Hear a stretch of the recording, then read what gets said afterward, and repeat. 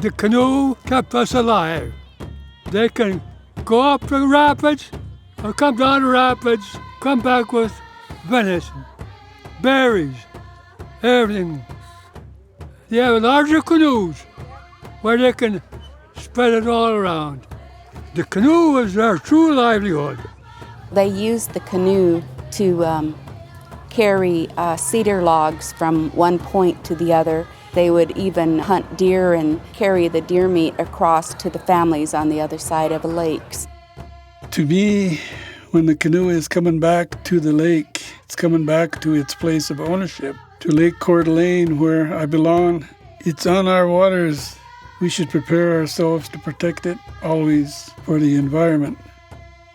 And the lake really was a habitat for important foods for the tribe, in particular water potatoes. Water potatoes were really, really special to the tribe and still remain special to the tribe today.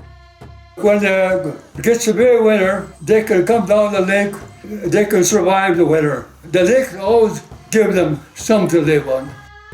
There are places, around Coeur d'Alene, up at around Fernand Lake. That was their main headquarters now. That's where all the sub-chiefs, when there's something comes up, they go there for the council. That was their way to the mountains. That was their way to the buffalo. That was their way to the deer, and their way to the plants, etc. It was the heart of them. They really loved that lake, and they had a special connection to it, not only physically but spiritually.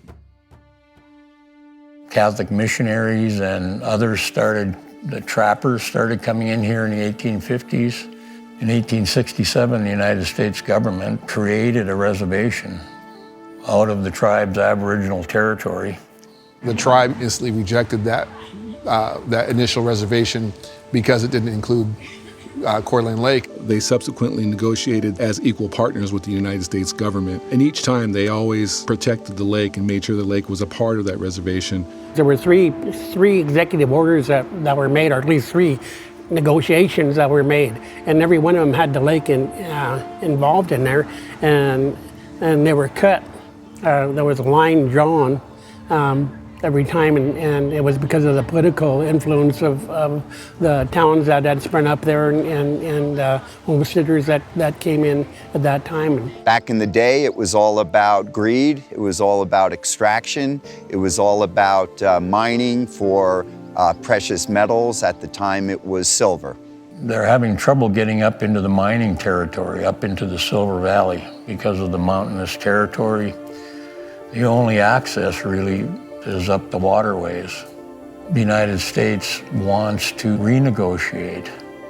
So what they're wanting here is to remove this from the reservation and gain access to the waterways so they can move materials up into the mining territories. And it wasn't until later on that the tribe was actually forcefully removed from the shores of the waters.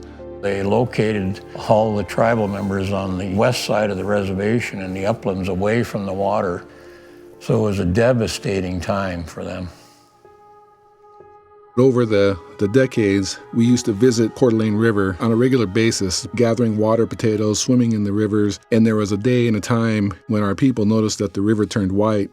The way Felix tells the story, he always says, my uncle went up there and he saw that the river turned white. And from that point on, he always used to say, oh, they're trying to turn us into white people. We became aware of the pollutants that were entering the lake because of the mining activities that had been going on. And of course, we were worried about the effect of native plants and the fish on our peoples. In walking around the marshes, they would hear the death cries of the wild animals and find the carcasses. And they concluded there was something wrong with the water. We didn't have any data or statistics to go on. All we had were the 5 senses. And we did have a tribe member more recently go up and dig water potatoes, but ended up getting sick with a little bit of lead poisoning. This is one of the most polluted drainages in the entire basin. A lot of zinc, cadmium, lead, mercury are pouring out of this creek 24 hours a day, 365 days a year, and it all eventually winds up in the South Fork, moving down into the Coeur d'Alene River, into Lake Coeur d'Alene. It's kind of tucked away in the upper drainage where probably most people in Coeur d'Alene have no idea that this is even existing up here.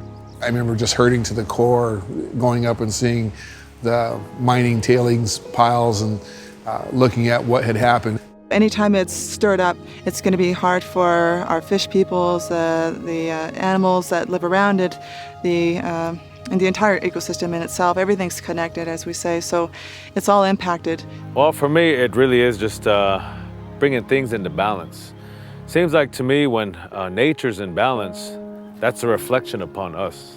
Because right now we're polluting so many things, that's a direct correlation to what's in our hearts and what's in our minds. It's a 100-plus-year-old case for us. When the companies themselves came in and started extracting the resources and then dumping their tailings into our water system, that's gone on for decades.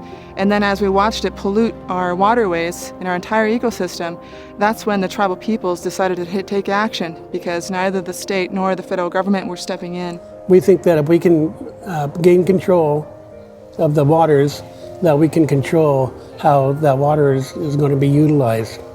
We knew we were up against powerful, well-heeled interests, and we didn't have much resource. But the tribe was so committed to doing it. We had some, great lawyers, Ray Givens, Ray Givens, Howard Funke, Sand Work. Those three gentlemen are true warriors. It was a very scientifically based lawsuit, collecting a lot of data to be able to prove injury to a vast amount of natural resources, ultimately to receive funds or damages to then begin cleaning up the problem. And in addition, we have the lake case going on simultaneous with this one. Felix has always told us how, from his father and the generations before that, how the Coeur d'Alene tribe never gave up ownership of the Coeur d'Alene Lake through all the negotiations of the reservation boundaries. In fact, it's something that's always been a sore spot for the tribe once we discovered that the state of Idaho was acting and managing as owners of the lake. The tribe's position is we didn't have an agreement on price. You didn't pay us for the submerged lands. And what we were bargaining for was to give you access, not to sell you the lake and the rivers, so that everybody could use them, but we still owned them. The state won't surrender its immunity to go into tribal court for the same reasons we wouldn't surrender our immunity to go into a state court. We filed in 91. In 94, we asked the United States as our trustee to come in and file suit against the state on the tribe's behalf. For several years, there was a pretty big court battle, a lot of testimony, some decisions, some appeals to those decisions, and then finally in 2001, the Supreme Court came back with their decision. They said the tribe's entitled to exclusive use and possession and quiet enjoyment of Lake Coeur d'Alene and the St. Joe River within the reservation, and the state of Idaho is enjoined from interfering with that in any way. It's actually one of the 5 top cases that took precedent in the Supreme Court to win a natural resource case. It's created a proud point of history for us. It was just the most heartfelt happiness or victory that we could have as Native people, as Indian people, the Coeur d'Alene tribe, the Siskiyik people. In our minds, it was always a territory that was given to us when we were created. And so it was just a way of acknowledging in the legal area. A lot of those old people, they shed tears, they cried, and walking away from the lake. And, they moved down to the prairies and the Palouse, but their heart was always here, The benefit that we have now to enable ourselves to bring our own awareness back to this lake and to get that healing back, is very good. It's there for us to protect, and it's there for everyone that lives around us to use, and to use in a good way. The spiritual connection that the tribe has with the lake is so important. It's the reason why we do what we do. We're the leader, but there's a reason why we do that. There's a reason why we step forward. And it's because of this emotional, spiritual connection that the tribe and our members have with the lake. And people should know that. We knew it was righteous. It was the heart and the soul of our people, and there wasn't any other route to take. You know, the love of the lake was there. That was our home. The water itself still needs to be cleaned, and that will take many more years to do so. It's a constant battle, you know. You're not going to clean it up overnight. As Henry Sijon, one of the dear elders who's passed on, said, it took 100 years to pollute this basin.